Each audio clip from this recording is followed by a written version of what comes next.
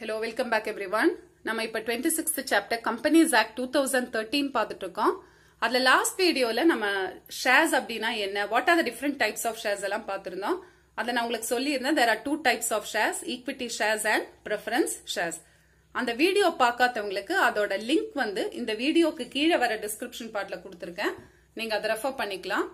இப்போ நான் சொல்லியிருந்தேன் ஷேர்ஸ் வந்து ரெண்டு type, equity shares and preference shares. அதுல வந்து பாத்தீங்கன்னா preference shares again வந்து 8 டைப்ஸா கிளாசிஃபை பண்ணிருக்காங்க. அது என்ன அப்படிங்கிறது தான் இந்த வீடியோல பார்க்க போறோம். Kinds of preference shares. இது வந்து ஒரு இம்பார்ட்டன்ட் 5 மார்க் கொஸ்டின். இந்த 8 ஹெட்டிங்ஸையும் நீங்க லிஸ்ட் அவுட் பண்ணி இதுல எனி 5 ஹெட்டிங்ஸை வந்து எக்ஸ்பிளைன் பண்ணுங்க போதும். உங்களுக்கு ஈஸியா இருக்கிற மாதிரி 5 ஹெட்டிங்ஸை செலக்ட் பண்ணி படிங்க. இப்போ ஹெட்டிங்ஸ் வந்து ரொம்ப ஈஸி தான். ஒன்னுக்கு ஆப்போசிட் அடுத்ததா இருக்கும். cumulative preference shares அப்படின்னா அடுத்தது அதோட ஆப்போசிட் நான் cumulative. redeemable preference shares அடுத்தது அதோட ஆப்போசிட் நான் redeemable preference shares. convertible preference shares sixth one அதோட ஆப்போசிட் நான் convertible. participating preference shares eighth one non participating. So 4 headings நீங்க ஞாபகத்துல வச்சீங்கன்னா மீதி ஒவ்வொன்றும் அதோட ஆப்போசிட் அடுத்தது எதுனா போதும். சோ ரொம்ப ஈஸி தான். Now first we'll see cumulative preference shares. first வந்து இதுக்கு ஒரு எக்ஸாம்பிள் கொடுத்துறேன். இப்ப நான் முன்னாடியே சொல்லியிருந்தேன் preference shares அப்படின்னா அவங்களுக்கு வந்து ஒரு fixed rate of dividend. எல்லா வருஷமும் அவங்களுக்கு வந்து ஒரே மாதிரி தான் dividend கொடுப்பாங்க. இப்போ ஒரு வருஷம் 8% அப்படின்னு ஃபிக்ஸ் பண்ணிட்டாங்கன்னா எல்லா வருஷமும் அவங்களுக்கு dividend எவ்வளவு கொடுப்பாங்கன்னா 8%. 9% ஃபிக்ஸ் பண்ணிட்டாங்கன்னா எல்லா வருஷமும் they'll get a dividend of 9%. so இவங்களுக்கு fixed percentage dividend. dividend எப்ப கொடுப்பாங்க? dividendனா என்ன? first of all ப்ராஃபிட்ட வந்து ஷேர் ஹோல்டர்ஸ்க்கு பங்கு போட்டு கொடுக்கிறது தான் டிவிடெண்ட். ப்ராஃபிட்ட ஷேர் ஹோல்டர்ஸ்க்குள்ள டிவைட் பண்ணி கொடுத்துருவாங்க. சோ ப்ராஃபிட் இருந்தா தான் டிவிடெண்ட், ப்ராஃபிட் இல்ல அப்படின்னா டிவிடெண்ட் இல்ல. இப்போ ஒரு கம்பெனி எடுங்க, அந்த கம்பெனி வந்து 2018ல எந்த ப்ராஃபிட்டும் ஏர்ன் பண்ணல, அப்ப கண்டிப்பா டிவிடெண்டும் இல்ல, no profit so no dividend. 2019லயும் அந்த கம்பெனி ப்ராஃபிட் எதுவும் ஏர்ன் பண்ணல, சோ 2019லயும் யாருக்கும் டிவிடெண்ட், ஷேர் ஹோல்டர்ஸ்க்கு யாருக்குமே டிவிடெண்ட் கொடுக்கல. ஆனா 2020ல அந்த கம்பெனி வந்து நல்லா பெர்ஃபார்ம் பண்ணி நல்ல ப்ராஃபிட்ட கொண்டு வராங்க. அப்படி நல்ல ப்ராஃபிட் கொண்டு வரப்போ இந்த cumulative preference shares என்ன ஆகும்னா அந்த லாபத்துல அவங்களுக்கு எப்பவும் வர வேண்டிய டிவிடெண்ட் வந்துரும். யூசுவல் டிவிடெண்ட் 8% அப்படின்னு ஒரு எக்ஸாம்பிளுக்கு வைங்க. சோ 8% டிவிடெண்ட் 2020 ப்ராஃபிட்ல இருந்து கிடைச்சிரும்.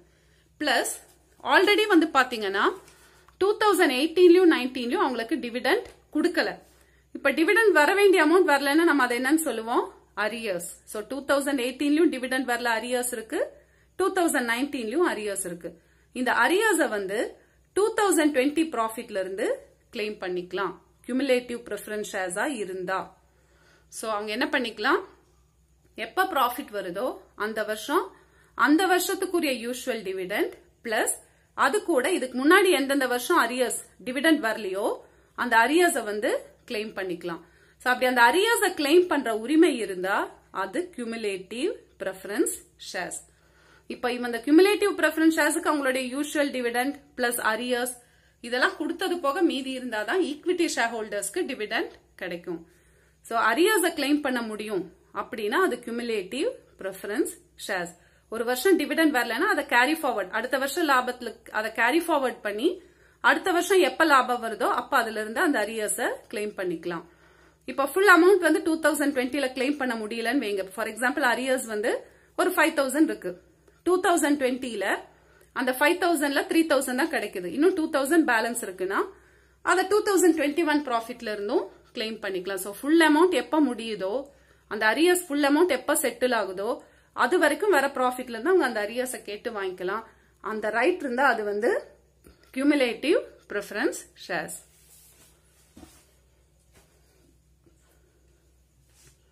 If all the dividends, இந்த explanation வந்து bookல கொஞ்சம் உங்களுக்கு confusing இருக்கும். If all the dividends can be carried forward until specified. இப்ப dividend வரல அப்படின்னா நம்ம அது அடுத்த வருஷத்துக்கு carry forward. அதனால தான் cumulative அப்படிங்கிறோம். வராத dividend எல்லாம் நம்ம சேர்த்து வச்சு எப்ப லாபம் வருதோ அப்ப அதெல்லாமே கேட்டு வாங்கிக்கலாம். If all the dividends can be carried forward until specified and paid out only at the end of the specified period, it is known as cumulative preference shares. Next, non-cumulative preference shares. It is the opposite of cumulative preference shares. ஆட்டோமேட்டிக்கா நமக்கு தெரியும் நான் cumulativeனா என்ன, ஒரு வருஷம் dividend வரலையா அவ்வளவுதான், அது அடுத்த வருஷம் லாபத்துல இருந்து கேட்டு வாங்க முடியாது. அரியர்ஸ வந்து நம்ம கிளைம் பண்ண முடியாது. இப்ப 2019ல எனக்கு டிவிடெண்ட் வரலையா அவ்வளவுதான், அது 2020ஓட ப்ராஃபிட்ல இருந்து நான் கேட்க முடியாது. ஆனா cumulativல நம்ம கேட்டுக்கலாம், அரியர்ஸ கிளைம் பண்ணலாம், இங்க அரியர்ஸ கேட்க முடியாது. It is the opposite of cumulative preference shares. Dividends are paid out of profits every year. அந்தந்த வருஷம் ப்ராஃபிட்ல இருந்து டிவிடெண்ட கொடுத்துக்குவாங்க. Arrears of dividend cannot be carried forward. ஒரு வருஷம் டிவிடெண்ட் வரலன்னா அதை நம்ம என்னங்கிறோம் அரியர்ஸ். அந்த அரியர்ஸை வந்து நம்ம கேரி ஃபார்வர்ட் பண்ண முடியாது over a time period to be paid at the end of the term. So அரியர்ஸை வந்து நம்ம கேரி ஃபார்வர்ட் பண்ண முடியாது. ஒரு வருஷம் வரல அப்படின்னா அவ்வளவுதான், அந்த அரியர்ஸை வந்து நம்ம கிளைம் பண்ண முடியாது. நெக்ஸ்ட் வந்து redeemable preference shares. redeem அப்படின்னா buying back. redeemable preference shares நான் வச்சிருக்கேன் அப்படின்னா கம்பெனி என்ன பண்ணும்னா, அந்த இப்போ நான் redeemable preference shares ஒரு 100 ஷேர் வாங்கியிருக்கேன், 100 ஷேர் வந்து ஒரு 10,000 rupees கொடுத்து வாங்கியிருக்கேன் அப்படின்னு வைங்க. redeemable preference shares இருந்தா என்ன ஆகும்னா, ஒரு பர்டிகுலர் பீரியடுக்கு அப்புறம் say after 5 years or after 8 years company என்ன பண்ணும்னா அந்த அமௌண்ட்டை வந்து எனக்கு திருப்பி கொடுத்துருவாங்க. நான் எவ்வளவு அமௌண்ட்டுக்கு வாங்கியிருந்தேன், 10,000 rupeesக்கு ஷேர்ஸ் வாங்கியிருந்தேன். அந்த 10,000 rupees கம்பெனி எனக்கு திருப்பி தந்து கம்பெனி எனக்கு கொடுத்திருந்த ஷேரை கம்பெனி திரும்ப வாங்கிடுவாங்க.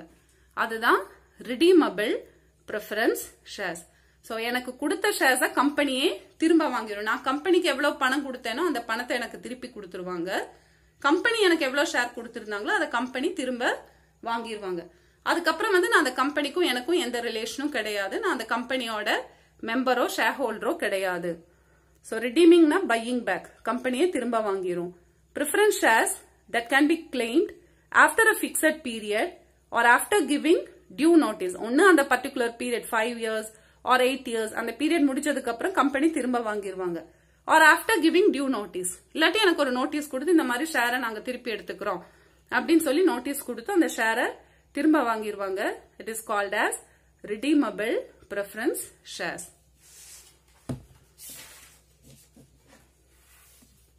Next, non-redeemable preference shares. redeemable ஓட ஆப்போசிட். redeemable னா கம்பெனி திரும்ப வாங்கிடுவாங்க.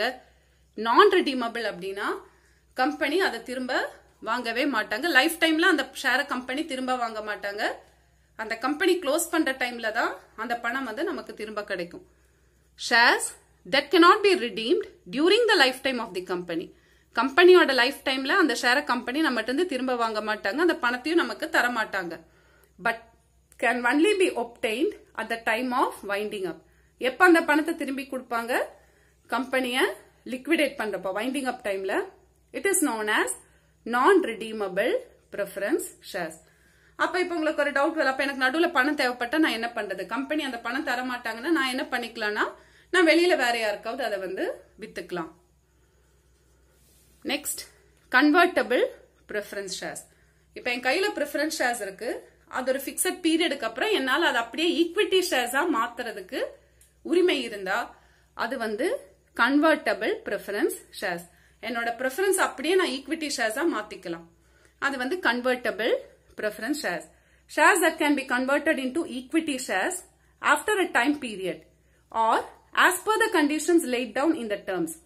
ஒரு குறிப்பிட்ட டைமுக்கு அப்புறமோ இல்ல அந்த ஷேர் வாங்குறப்பவே அந்த டேர்ம்ஸ் போட்டிருப்போம் எப்படி வந்து மாத்திக்கலாம், அதுபடியோ அதை வந்து ஈக்விட்டியா மாத்திட்டோம் அப்படின்னா they are known as convertible preference shares. இப்ப பாத்தீங்கன்னா அந்த redeemable convertible எல்லாம் நீங்க வந்து படிச்சுக்கலாம், எக்ஸ்பிளனேஷனுக்கு படிச்சுக்கலாம், இதெல்லாம் கொஞ்சம் ஈஸி பாயிண்ட்ஸ். நான் கன்வெர்ட்டபிள்னா கன்வெர்ட்டபிளோட ஆப்போசிட், அதாவது அது வந்து எப்பவுமே ப்ரிஃபரன்ஸா தான் இருக்கும், அந்த ஷேரை வந்து நம்ம ஈக்விட்டியா மாத்தவே முடியாது.